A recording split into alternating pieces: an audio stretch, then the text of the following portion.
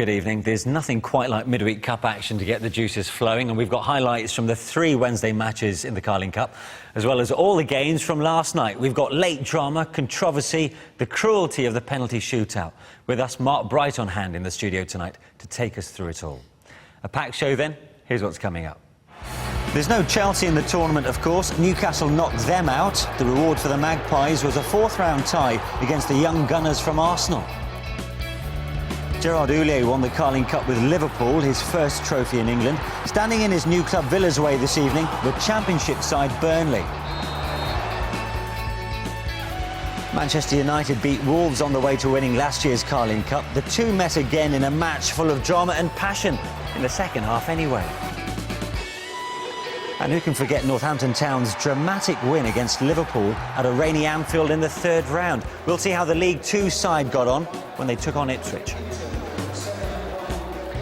We start tonight at St James's Park, where Newcastle United took on Arsenal. It's the first time in 4 years that Newcastle had reached this stage of the competition, thanks to that thrilling win over Chelsea. Arsenal made it this far by putting 4 past Spurs, and they were looking to win this trophy for the first time in 17 years, when, funnily enough, they beat Mark Sheffield Wednesday in the final.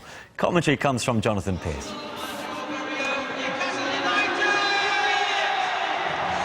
Having knocked out the Premier League leaders Chelsea in the last round, can Newcastle dump out second-placed Arsenal?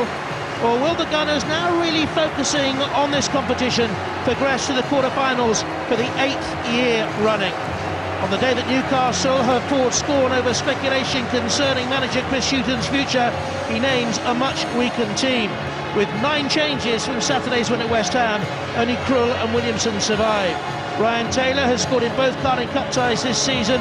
Lovenkrantz, Ranger, Smith and 18-year-old Slovenian Haris Vukic played in the 3rd round win at Chelsea. Barton and Carroll are on an experienced-looking bench. It's a very strong Arsenal side, just 2 youngsters in fact. Wojciech Szczesny has clamoured for his first game this season and gets it in goal, only his 2nd senior appearance. And 19-year-old Craig Eastman gets his first appearance this season too. 7 internationals in that side, are Shavin and Fabregas among the subs. Newcastle United in the black and white stripes, famously of course, kick us off and underway at St James's Park, with a place in the last 8 of the Carling Cup at stake. Early touch of the ball, Mike Williamson, and given away, and a chance immediately for Vela. And Arsenal nearly 1-0 up at Newcastle United in the opening 20 seconds of play. No wonder Krul is berating his defenders. An experienced man like Williamson, though not at this level it has to be said, turning into trouble. Walcott with the corner, all came, didn't get there. And the shot by Bentner was blocked. Was there a suspicion of handball? Bentner, it's all Arsenal in the opening exchanges, and Krul saves. Bentner scored at Manchester City at the weekend in that very good 3-0 win. And Arsenal could have been 2-0 up in the opening 2 minutes. Over the top again, looking for the pace of Walcott. He's into the penalty area, he pulled it back for Rosicky. Was he fouled? Rosicky there now.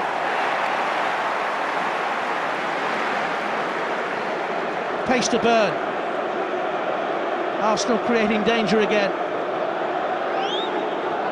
In that build-up, Bentner went down off the ball. It'll be interesting to see that again, whether he slipped or was impeded. It's all Arsenal. Rosicky looking for Bentner to get in behind. He's dragged it wide. But if it carries on like this, it's just a matter of time before Arsenal score. Bentner too strong for Williamson. Dragged his shot across the goal. Now, have a look at this. Was Bentner fouled off the ball? He was pulled back. And he would have been on the end of that cross from Walcott.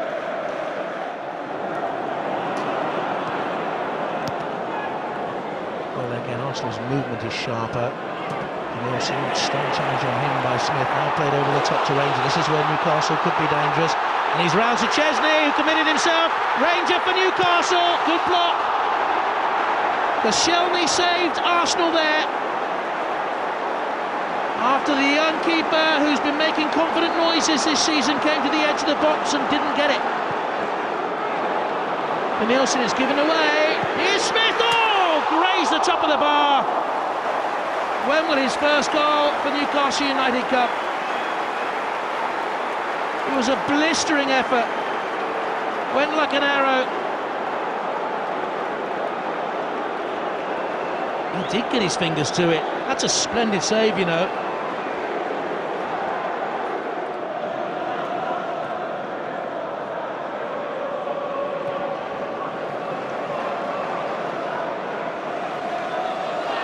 Look up. Oh, it's a good run by Aboué. Poor fullback player. Aboué, wrong choice. Side netting. Did everything right until the final moment, and he knows it. Beat Taylor far too easily. If he'd lashed it across the face of goal, the merest touch would have taken it in. Danielson finds Vela. Bendtner in the middle. More direct that time and quicker by Arsenal. And headed away by Tamas Kadar.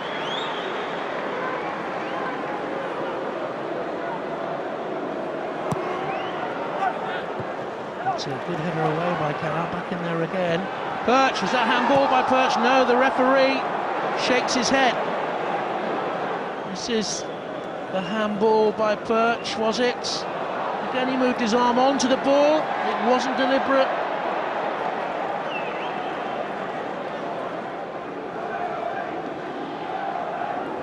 Here's Rosicky. Danielson. To Vela. Bendtner's at the far post. Lost control as he went to get the cross in. It's another opportunity that's gone begging for Arsenal.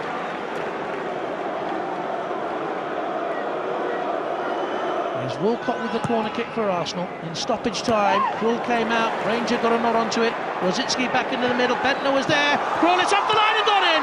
And Arsenal have the lead. It was a lucky goal. It might have been Eastman who got the last touch. He's certainly in the throng of things. Krul came, Rangers header out. Bendtner back over the top. It comes off Krul, off the defender. That's gone in off the goalkeeper. Went in off the back of Tim Krul's head. Goalkeeper own goal. Newcastle 0, Arsenal 1.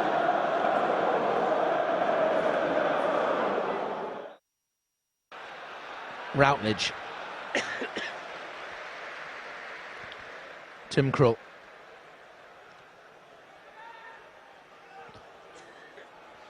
Header away by Giroud. And Walcott all alone and onside. Theo Walcott. He's chipped the goalkeeper and scored, but Newcastle feel at the heart of their defence, one of their defenders, as he tracked back, was impeded by Bendtner. Walcott put Arsenal 2-0 up. 7 minutes into the second half. They have the 2-goal cushion, but listen to the Newcastle boos. Krul's clearance away, good leap by Giroud. Walcott looks as if he was standing offside. Now watch as the defender comes back. Bumped into by Nicholas Bendtner. The finish was exquisite. Would he have got back and stopped Walcott? Newcastle feel sure he would. And maybe that Walcott was standing offside anyway. Arsenal lead by 2-0, his 5th goal in 6 games this season. Now listen to this roar for Andy Carroll.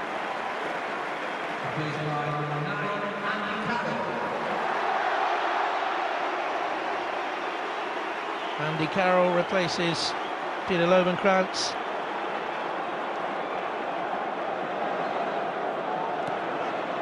Bendtner couldn't hold it up. Gutierrez is off again. Sagna trying to get back at him. Gets the deflection. It's a corner to Newcastle. You have to wonder what a different night we might have seen had Newcastle played their first team regulars. It would have been far different from this. Guthrie round the back post. Williamson had come forward again, not yet away. The header by Ranger and saved well and bravely by Szczesny. Williamson causing damage. Ranger from close range, and in the flurry of legs, Szczesny made sure. Grasped it with Taylor in there. Took a painful blow as well. Oh, that's picked up by Fabregas. Bendtner. Walcott's on the far side of the penalty area. Bendtner rolls in. Brilliant finish. Game over. Arsenal in the Carling Cup quarter-finals for the 8th year running.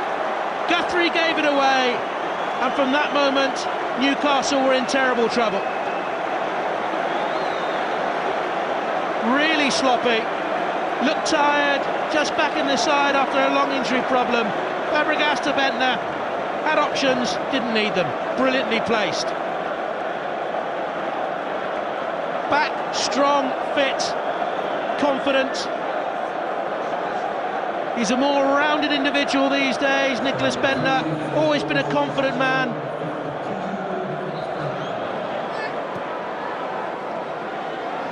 Barton. Eastman came to meet him and chipped him.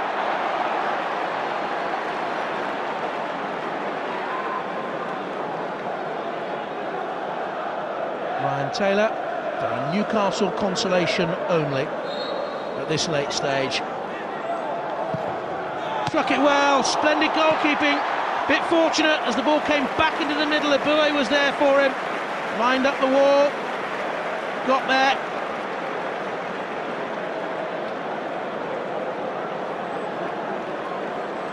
Marching on. Arsenal's current first choice goalkeeper, Łukasz Fabianski. I've been impressed by his compatriots' display tonight. Here's Walcott. He's through here. Can Arsenal have a fourth here? Walcott! It's 4-0. Newcastle's mistakes have cost them badly. Walcott's pace in the second half has been decisive. There was some doubt about the validity of his first goal. Again, looking along the line, streaked away, onside and beat Krul with consummate ease. Newcastle United 0, Arsenal 4. Another very good away day for Arsenal in what has been an excellent week for them. The first goal certainly was a turning point tonight, because we could then, Newcastle was in a position to, we had to come out, and on the break we knew we could be very dangerous, and that's what happened basically. We made the difference on counter-attacks in the second half. Chris, how unhelpful, how unhealthy are the rumours that have swept Newcastle today about your future being?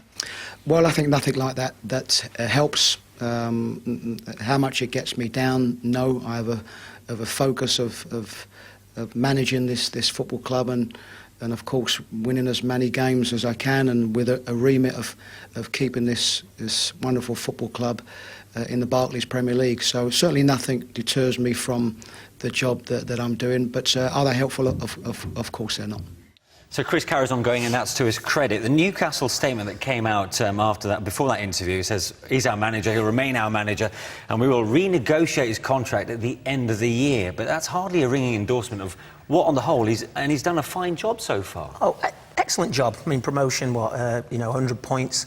And what they're virtually saying to him is... ninth in the Premier League. Yeah, ninth in the Premier League. And what they're virtually saying to you is you're on trial. You're on trial till Christmas. And if it doesn't go your way, then obviously you'll be looking to get out, because you'll have 6 months left on your contract, which doesn't seem like it's fair. It's not good for the players. He seems like he's got a great bond with the players and the supporters. And you're just thinking that they're not struggling at the foot of the table here. They're halfway up the league. Yeah. Well, as for on the pitch, so Arsenal came through it quite comfortably. It wasn't the most fluent performance from the Gunners, was it? But 4 goals away from home, you can't complain. Yeah, of course you can't complain. No, and 4 goals away from home in the last round at Spurs as well. And they've scored some excellent goals. 43 goals in the last 14 games. This is Theo Walcott, who it's so good to see him back and scoring. But you saw, I mean, this is obviously one of the talking points in this second goal. If you see Bendtner in the middle of the screen there, Mike Williamson, he just takes him out, and that leaves a little bit of space for Walcott. And this is what happened in the first half. Mike Williamson does exactly the same to him. Bendtner, watching them in the middle of your screen, Bendtner looks like he's going to try and get in there first. Williamson spins him round, and you're just thinking... It was a case of revenge for Bendtner. A little bit of retribution there, yeah. It was unspotted by the officials, otherwise I think it could have been punished.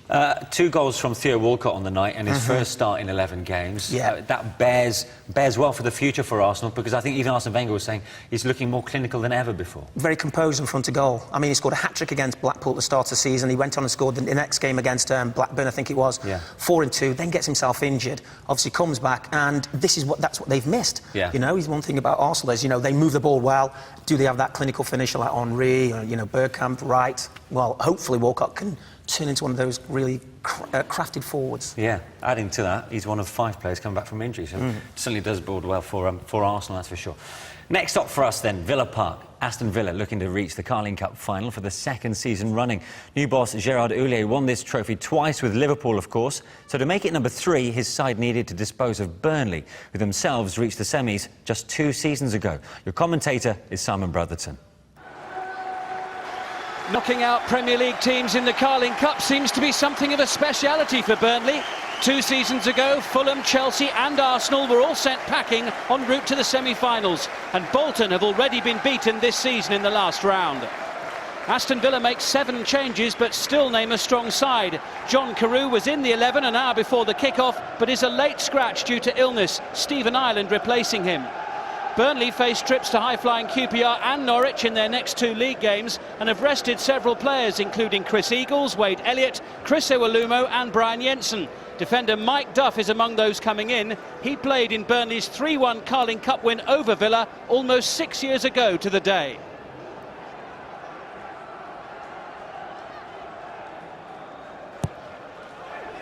And it comes, it looked like a free header there for Albrighton, but he just didn't connect.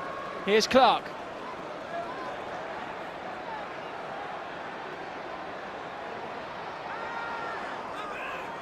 Well, it looked like a decent opportunity from that corner kick, didn't it, as the ball came over towards Mark Albrighton and he missed the header. First good chance of the evening.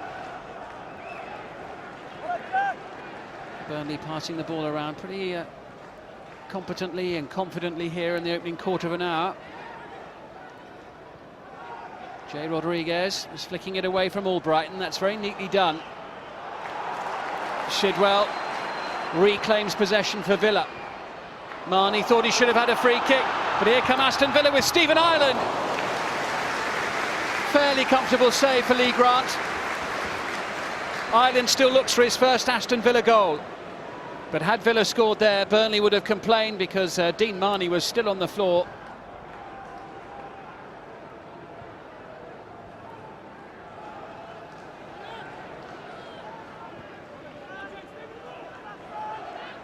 Rio Coker is getting away from his man, and now it could be a chance. It's Ashley Young and Nigel Rio Coker. Oh, and he's missed. Saved by Lee Grant. Here's Barry Bannon now for Aston Villa, and Grant's there again. And finally the ball goes out of play, but it really should be 1-0.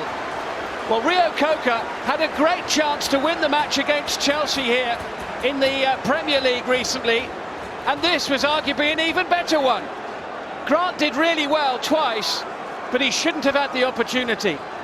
However long they play tonight, even if it goes to extra time, nobody will get a better chance than that one.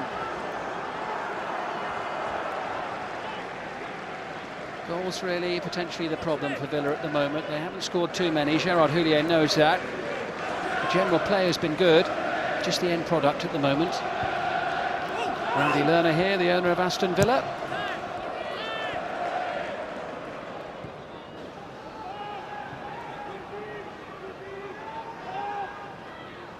Game needs a little something to liven it up here at this point.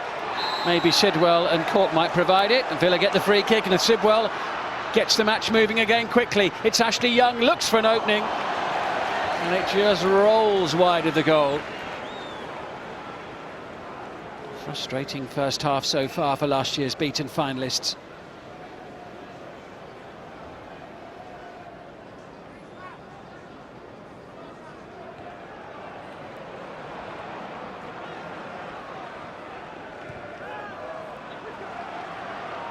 Neat passing here from Burnley. Martin Patterson, Jay Rodriguez, the only player in the centre, and Rodriguez was so close to getting on the end of that. Real threat there from Burnley.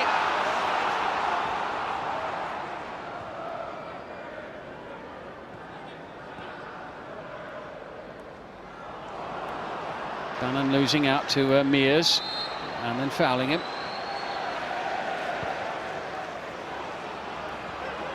Martin Patterson chasing, he's on his own here, he's got a little bit of support. Patterson goes for goal. And it stays at 0-0. But Aston Villa were left a little anxious there by Martin Patterson, right across the face of the goal. And not too far wide of the post. Barry Bannon, did the hard bit. It was an unfortunate slip. Will he pay for it? Patterson beaten away by Friedel. Could be a chance. Good save by Brad Friedel to deny Jay Rodriguez. Well, that's not the first time in this second half that Burnley have come close to scoring here. Villa second best at the moment and very nearly behind in the tie. Half an hour to go and all to play for at Villa Park.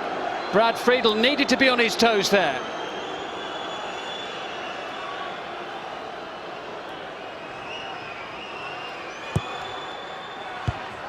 Away from that near post area by Barry Bannon.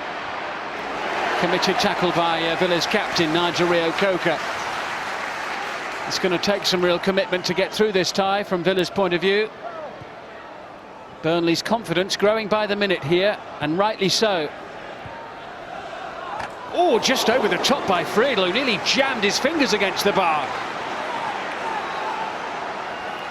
This is an uncomfortable period of the match for the home side, as Jay Rodriguez put that ball into the penalty area. Rodriguez with the header.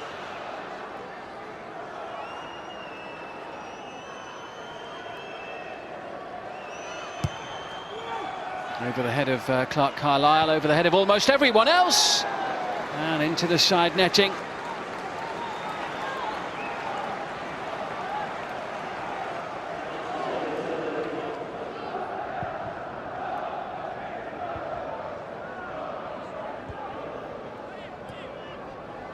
Steve Sedwell for Aston Villa. Losing the ball again, and Villa have been mightily unimpressive in this second half so far. Ashley Young looking to change things. Flag stays down. Great chance here for Stuart Downing. Oh, and he's put it a mile wide. That was a terrible effort on goal. Great chance. And at the very least, he should have forced a save. Heskey stood still to make sure that Downing stayed onside. And Stuart Downing just got it all wrong.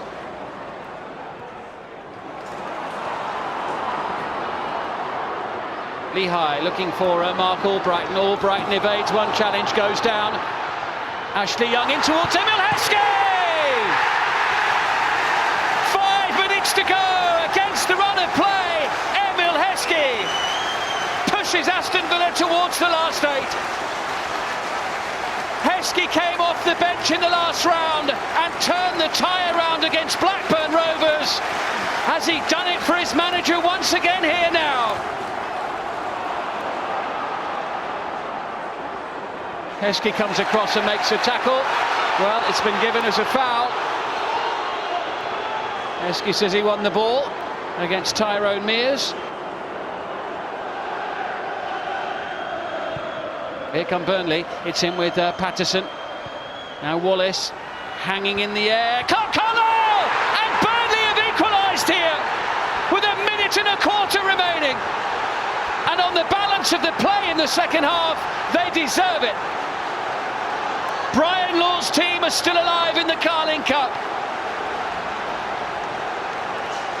Villa were almost there thanks to Heskey's late goal, but not anymore.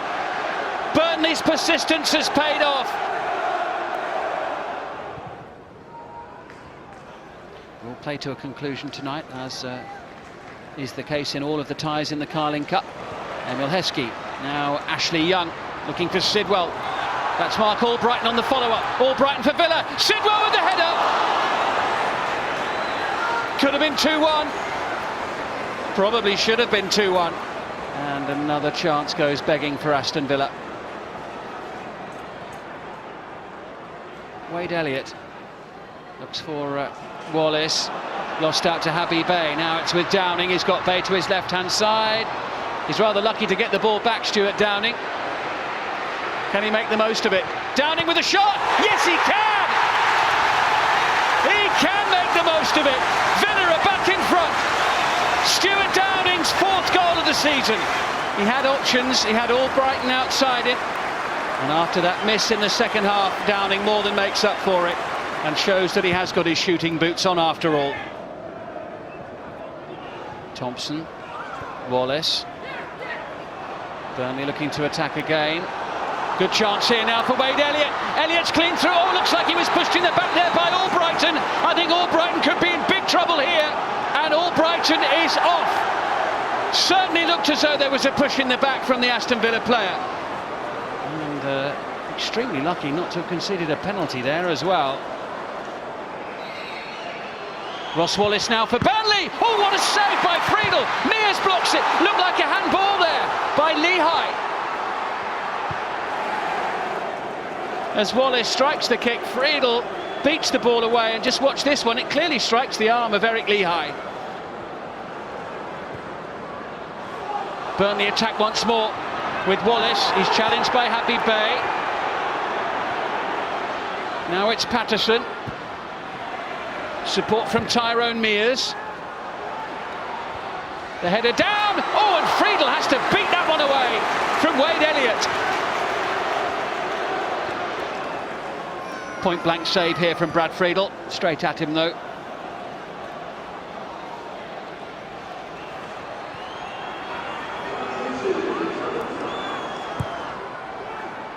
It's Iwelumo and it's headed away by Carlos Cuellar. Tyrone Mears. Mears with a chance to shoot. Good save by Friedel and off the line by Cuellar to deny Chris Iwelumo. Burnley almost pulled it out of the bag again there. Suddenly opened up for Tyrone Mears.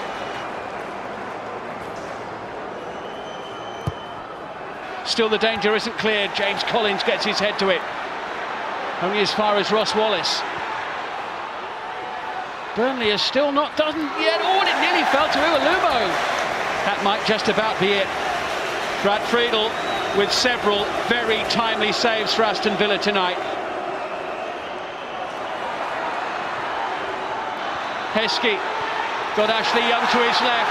Can Villa wrap it up here with virtually the last kick of the match? It's Ashley Young for Aston Villa and it's saved. Young had options, didn't want to use them. And there goes the final whistle. Aston Villa are through just. Burnley pushed them hard. Villa forced to huff and puff. They finished with 10 men, but there's the man who won the match, Stuart Downing, scoring in extra time to put Aston Villa through to the last 8 of the Carling Cup. What I like today is the fact that, down to 10 men, the team seemed to show some character and some mental qualities that we'll need for the future. I thought we were the better side, and we were so unfortunate to be on the losing side. And just happened to be, it was a worldie that's actually beat our goalkeeper, who was in fine form tonight, especially early in the game, which kept us in there. But I thought the chances that we created today, and I'm sure Brad Friedel will have earned his corn tonight because he pulled off some great saves himself. He certainly did. We'll talk about that in a second. That game exploded to life in the last 4 minutes of the 90, didn't it? Brave resistance from Burnley, yep. But I should think Villa would be happy just to get amongst the goals again. Yeah, a bit relieved. 3 games without a win. I think it's 3 games without a goal as well. So back into winning ways. Don't forget, when Houllier took over, back-to-back wins, it seemed like that feel-good factor was there. But, it was a very good game, and, Burnley were really unlucky. And Houllier had to get some help from the bench to get him on the way to victory, didn't he? Both goals scored by players coming off the bench. Obviously, we're really pleased to see Emil Heskey get a goal. And, he's got 4 goals already this season. Which is matched up to what he got last season. Yeah. And it brings the whole thing about him and Houllier working together again. Well, just, he had 1 goal before Houllier come, and now he's scored 3 since he's been there. Does he get the best out of Emil Heskey? Well, obviously, he does. Yeah, as for Stuart Downing, what a goal that was. Fantastic goal. But there's a bit of slack defending here. You can see all the Burnley players drop off here. What you need to do here is just, show him on his right, let him play that ball down there. He doesn't. And Lee Grant, he gets a hand to him, not enough. And it was a cruel blow for them. But Brian Laws, I think, I'm really proud of them. Took Bolton out in the last round and gave a good account of themselves here tonight. Hopefully, take that into the league. Yeah. Try and get back in the Premier League. And on the way up, of course. And as we mentioned a little earlier, just when some clubs look at the Carling Cup to blood their youngsters, Villa stuck with their first-choice goalkeeper in Brad Friedel, pulled off a couple of terrific saves. He was excellent. I mean, this was when it was just edging towards the end of extra time. It's Tyrone Mears comes through, and he's like a striker there, and then Alumo can't get onto the rebound. Good feet, close range, you can see. But that was one of several. I think Brian Laws alluded to it, that had he not been in goals tonight, then the score could have been very, very different. But that's what he's there for, and, good day at the office, as they say. It certainly was. Now, the third and final game from Wednesday evening put two Premier League teams, West Ham and Stoke, up against each other. These two draw one apiece when they met in the league earlier in the season, but there had to be a winner this time round.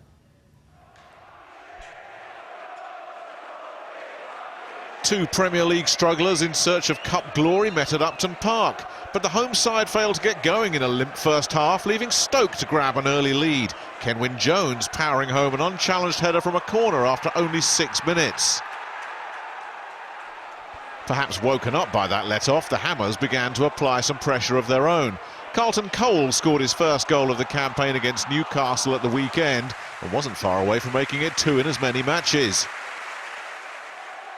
The Hammers really should have drawn level in the second half. James Tompkins showing why he's a defender, not a striker, missing an open goal. It looked like it was going to be one of those nights for the Londoners as they continued to press in vain for the equaliser. Scott Parker did everything right and deserved a better end result. But eventually West Ham pressure finally produced the breakthrough they deserved 6 minutes before the end of regulation. Patient build-up on the left flank, and eventually a perfect cross for Parker to head home the equaliser. And they were able to maintain their momentum in extra time too, as Stoke seemed to find the going tough. The fresh legs of substitute Mark Noble certainly made a difference. His penetrating run to the byline and pullback created the perfect opportunity for Manuel da Costa, and the Hammers were on course for a place in the quarter-finals. And with just 2 minutes to go, the comeback was complete. Noble again, the set-up man with a terrific pass, leaving Nigerian striker Victor Obinna to do the rest. They may still prop up the Premier League table, but West Ham also have half an eye on Wembley. Yeah, not a bad celeb there either. I should think West Ham fans were kind of hoping that there'd be 3 points at stake there.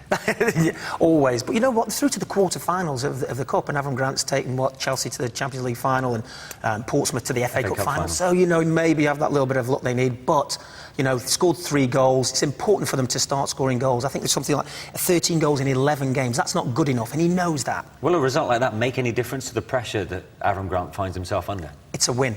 Yeah. It's a win, simple as that. Scott Parker's now your leading goal scorer. Carlton Cole scored in the league last weekend. But it's goals that's going to keep the fans happy and winning. Just get themselves. Don't forget they spent the start of the season in the bottom 2. Yeah. So the fans don't want to see them there. But this is a cup game, so hopefully it's a springboard. As for Stoke, they've just yet to convince this season. Yeah, lost the last 3 games. Cause for concern for Tony Pulis, but they had a great home record last year. They haven't got back to that this year. So, worrying times. Yeah, OK. Let's get to Tuesday's night now. We begin at Old Trafford, where Manchester United took on Wolves for the 2nd year in a row, with United coming out on top last time round. Well, Sir Alex Ferguson made the maximum 11 changes from the team that beat Stoke on Sunday, while Mick McCarthy gave a full debut to Stephen Hunt. Well, the first half of this affair was pretty quiet, with goal-mouth action few and far between. Take it from us, though, the game did pick up in the second half.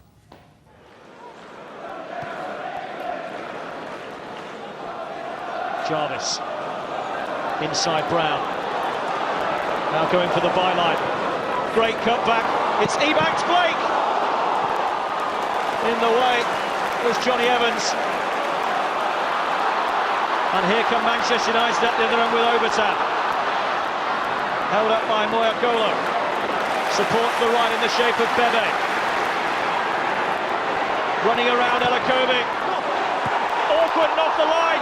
Well, the referee is looking to his assistant, who has signalled the goal. And Bebe, the £7 million man, has just scored his first ever Manchester United goal.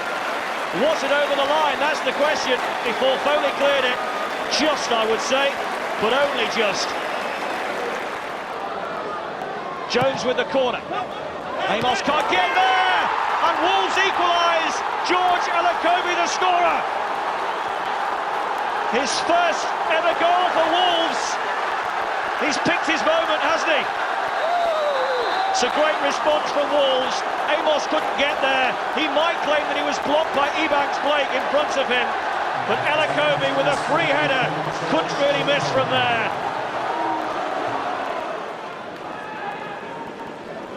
Ji-sung Park for United. Bebe in loads of room to his right, doesn't go that way, instead picks out Makeda. It still falls for Park. 2-1 Manchester United. Wolves just could not get it clear, and Ji-sung Park restores United's lead. Well, he ignored the freedom to his right of Bebe. He had eyes for Makeda, and when Moyokolo half cleared, Park pounced. Hennessy flat-footed and static. And after all their pressure in the last 5 minutes, Wolves are behind again.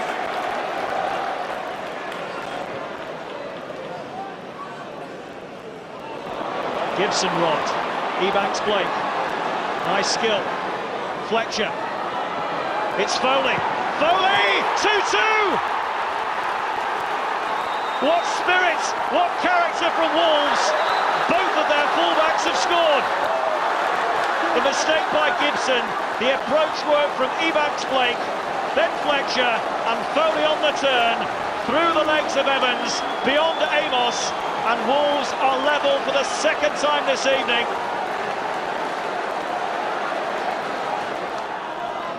Carrick. Can either team nick this right at the death? We're into the final minute now, and it's Darren Gibson, through for Hernandez! 3-2 Manchester United. The little P does it again, and United are through to the quarter-finals of the League Cup again.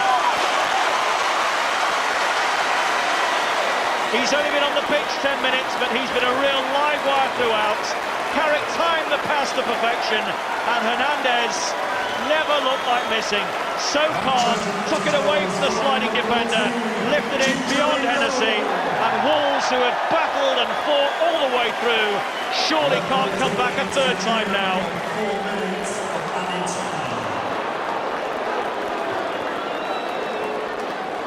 And United remain on course to be the first club to win the Carling Cup 3 seasons in a row. A couple of outstanding performances. We'll talk about Javi Hernandez in a second, but we don't often give officials too much credit on this programme, but we will do this time round, because Bebe's opener, Stuart Burt, got this spot on, didn't he? Absolutely. And, you know, we always talk about was it or wasn't it across the line. This is at real time here. Ball's taking a deflection right. Woo. Like, we're sitting quite close to it. We can't tell. There's Stuart Burt running back. There's Bebe, absolutely delighted and, you know, really pleased for him, come to the country and getting his first goal. But there, in slow motion there, you know, did the whole of the ball across the whole line. He got it spot on. He absolutely did. As for Javier Hernandez, well, it's Alex Ferguson afterwards, lavish praise on the player.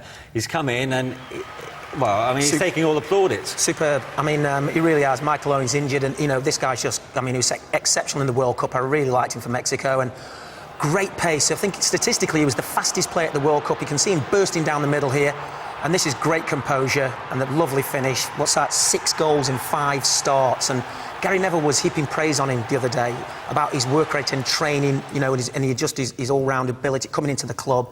And, you know, someone like Gary Neville doesn't heap praise on someone so early. So, you know, great future for him at Manchester United. And you said something interesting to me. I mean, Wolves might have lost that game, but they can take plenty of credit from it. Absolutely. I saw Wolves at the weekend at Chelsea. They played really good football and created loads of chances. They created so many chances as well at Old Trafford that Mick McCarthy can only say to the team, keep the positives out of this. OK, we've lost the last 2 games against Manchester United and Chelsea, but we've created so many chances. Going to Old Trafford scoring 2 and not getting something from the game, I think they take that into... I think it's Man City they play next. They're playing some good stuff. Yeah, in winger Matt Jarvis, they've got one for the future like as him. well. Now, in Brentford and Northampton Town, League One and League Two were both still represented in the 4th round of the Carling Cup. Having knocked out Everton, Brentford faced a trip to Birmingham. But we begin with Northampton, the Cobblers' famous victory at Anfield in round 3, and then a trip to Portman Road. Conquerors of Liverpool in the last round, Northampton are out of form in the league. 5 successive defeats, leaving them second from bottom of League Two. But there's something about this competition which brings out the best in them, like this Liam Davis belter on 16 minutes, out of the blue and completely against the run of play. Ipswich are on a bad run too, with just one victory in the league since their last Carling Cup outing. But the Championship side were level 10 minutes later when goalscorer Davis lost his footing at the crucial moment, and that let in Carlos Edwards to blast in the equaliser.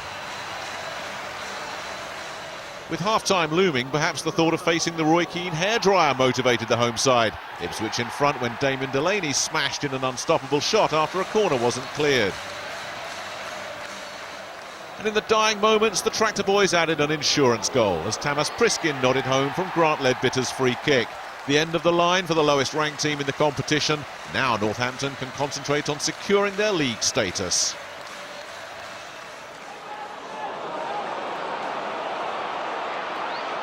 League One Brentford had already shown they were no respecters of Premier League reputations by disposing of Everton in the last round. Birmingham City so nearly joined their list of victims when Sam Wood's rasping volley gave the Londoners the lead midway through the second half. With time running out, the Blues poured forward, but there seemed to be no way past Bees keeper Richard Lee, who was in inspired form, here pushing away Craig Gardner's effort. In stoppage time, though, the pressure told. The ball bouncing around a congested penalty area and eventually being pushed through to the last man Brentford wanted to see get a touch in front of goal.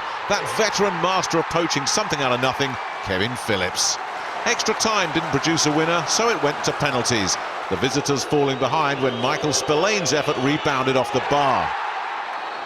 At least Spillane hit the woodwork. Lee Bowyer contrived to find the back of the stand. Stephen Carr duly converted the Blues' next spot kick, which meant Craig Woodman had to score to keep Brentford's dream alive. Sadly for him, his shot went straight at keeper Mike Taylor. Birmingham through to the quarter-finals, but Brentford boss Andy Scott proud of his players. You think you're going to get there, and obviously you're deflated when their goal's in, but you know, we never gave them a rest, and you know, we deserved to win the game probably in 90 minutes. Obviously in extra time they had a lot of pressure, and to get to penalties was a big credit as well. And then it's a lottery, and unfortunately our numbers didn't come up this time. Doesn't matter, but only just when you get in there and the draw's made, and we'll look forward to the next game. It'll be forgotten. You know, some people have gone on to win a cup doing it this way. I'm not saying that we're going to do that, but certainly it was a tough game for us, and Brentford were excellent. Thought they were great. Thought they did very well. They did do brilliantly well. I mean, that was almost a heartbreaking fashion to go out of the competition, wasn't it? Well, I went down and watched them play Everton in the last round, and you know, they got through against Everton in the same fashion. It was a great night down there at Brentford, and you know, great pride, you know, taking two Premier League teams all the way and extra time to penalties, you know, and hopefully Terry Bull and Scotty can say to the team, take this into the league now. They had a top half finish last year. You know, they struggled a little bit at the start of this season, but take that into the league. They played really well. Miles Weston as well. You were impressed by him. I like him, yeah. I like his pace and his crossing ability. And I should think Brentford fans, well, almost feared when the ball dropped with what, just seconds to go of the 90 minutes, that it was going to fall to Kevin Phillips, because Johnny on the spot that he is, and he's made his name on goals like this, hasn't he? I mean, this is really good play here. You know, just close control, and you can imagine the anxiety as well amongst the home fans. Into Phillips, such composure. He's been doing that since he was 18, and you know, but they weren't despondent, because sometimes you can go the other way and it all collapses, falls apart. But you know, they had carried on, and you know, unfortunately the penalties, it can go either way. As for Ipswich, Roy Keane needed a result, and he got a win to end what has been a terrific run for Northampton. Yeah, I mean, last round, Liverpool away, and it was fantastic for Northampton. But I saw Ipswich a couple of weeks ago, I think, at Watford. They were struggling, and there's been talk of Roy Keane's job here. But the win was you know, it was a great boost for him. They're the only, obviously, non-Premier League team into the quarter-finals now. So you never know, a home tie, and this could be a springboard for them, because I saw them, they play some good stuff at times.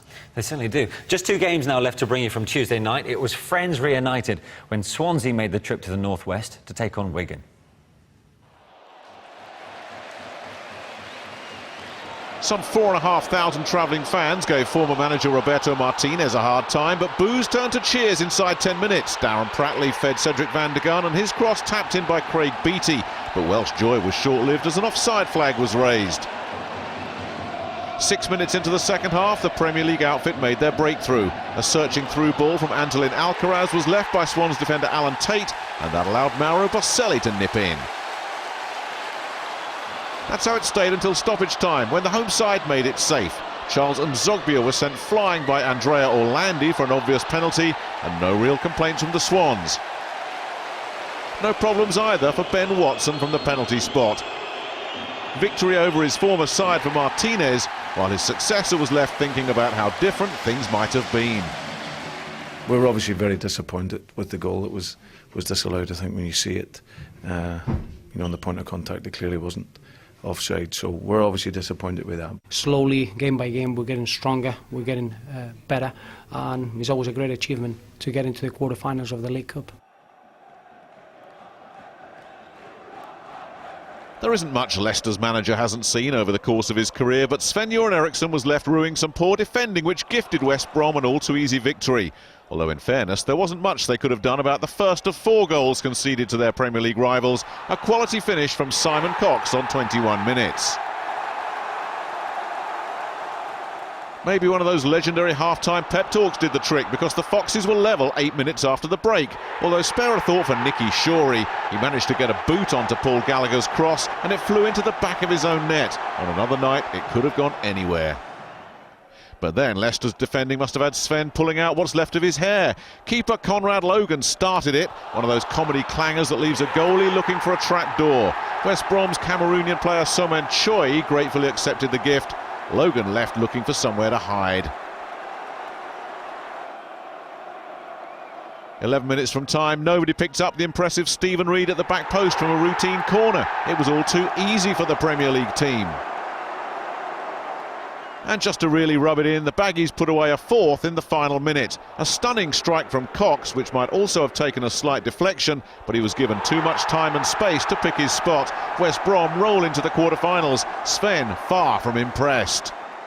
It doesn't really matter if you play good football if we give away goals that easy as we did today.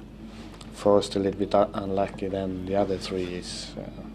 it's too easy, and I mean, we have to work on these things, and we have to be more ugly and more angry or whatever it is. It's too easy for the opponents to score 3 goals like that. Yeah, the Swede clearly unhappy, but Roberto Di Matteo's men, I mean, 4 goals for a side, and he made 11 changes as well. Absolutely. Well, they're doing really well in the league, aren't they? You know, people like Cox and Dorrans, who haven't been playing regularly, get a chance, and Cox gets himself a couple of goals and just says to the manager, I'm still here. And that's exactly what Di Matteo would like.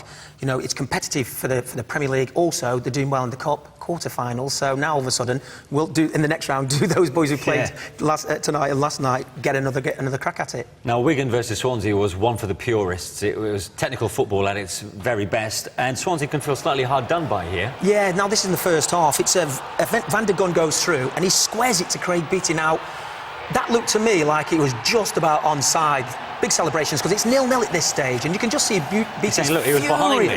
Yeah, now if you look at the cut where the pitch is mowed, look at the lines going across, and you'd have to say, at this point there, now, how marginal is that? It's just an inch or so. The grass comes in handy, isn't it? You know, and made all the difference. So, yeah, that was one the official probably didn't get right. Yeah, but a proud performance from Swansea nonetheless. That's a lot from us for tonight. A reminder that the draw for the quarter-finals takes place on Saturday, and we'll be bringing you news of that in the Football League show on Saturday night. We're on air at 10 to midnight, as usual, right after Match of the Day. Well, my thanks to Mark for his company this evening. We'll see you on Saturday. Good night.